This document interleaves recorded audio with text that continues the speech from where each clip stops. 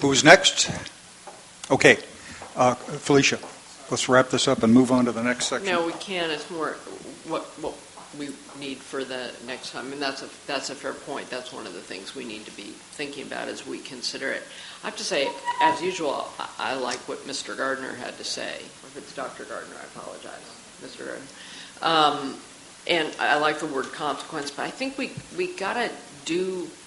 I just think this is one of the most important things we can do. But we don't want to say we're going to go off and be, gratuitously brutal. I mean, the issue is how do we highlight how important this is and how difficult it is, and give that press, because otherwise you're going to end up with another lawsuit having the feds come in and it's all going to be delayed even further. So our job is exactly, we were created because this hasn't happened.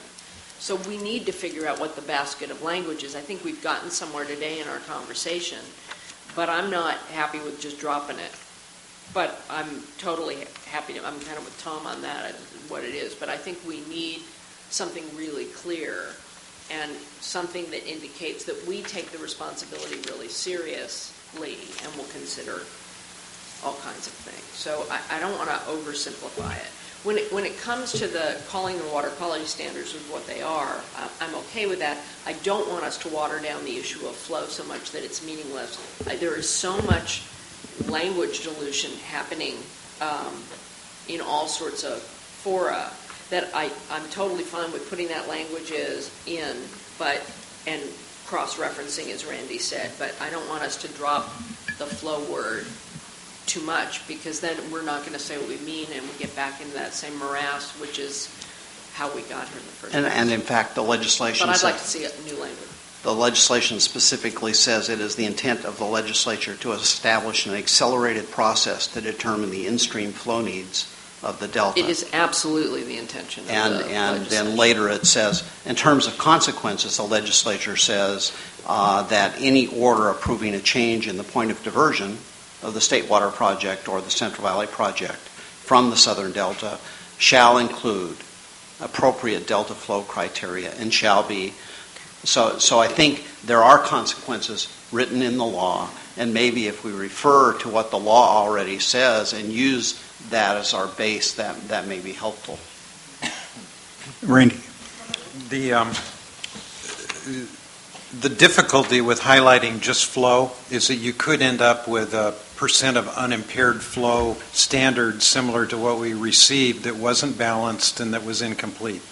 So it has to be done in the context of water quality standards within the purview of what the state board is authorized to do. That's the thrust of this policy. Flow is obviously going to be a significant part of their proceedings, and so we're not backing away from that. We want to encourage that.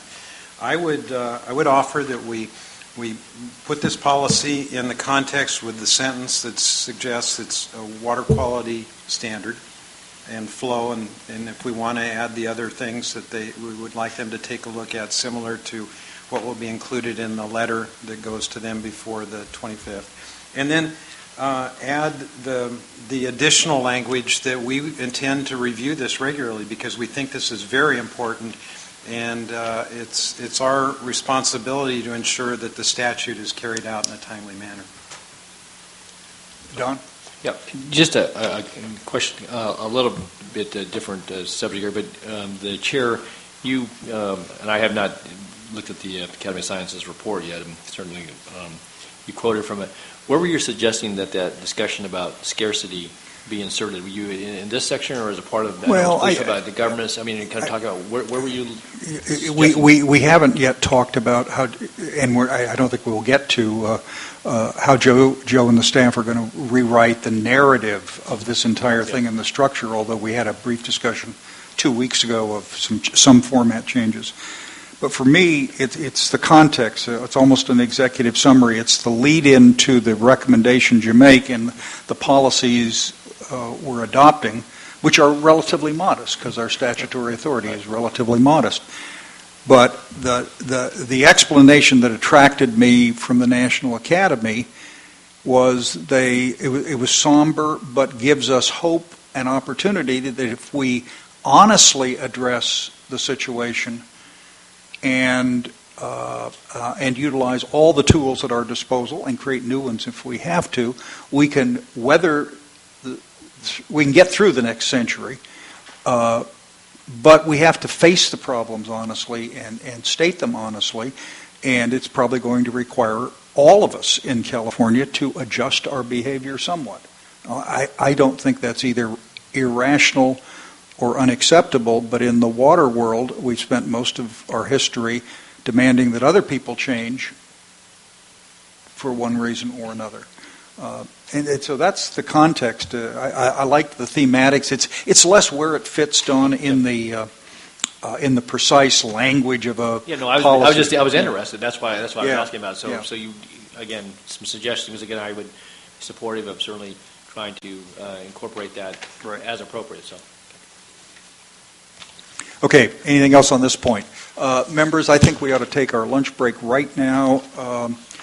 40 minutes, and we'll come back at 12:30. Okay, ladies and gentlemen, we're going to come back at 12:30. We'll start on page 18, reduced reliance.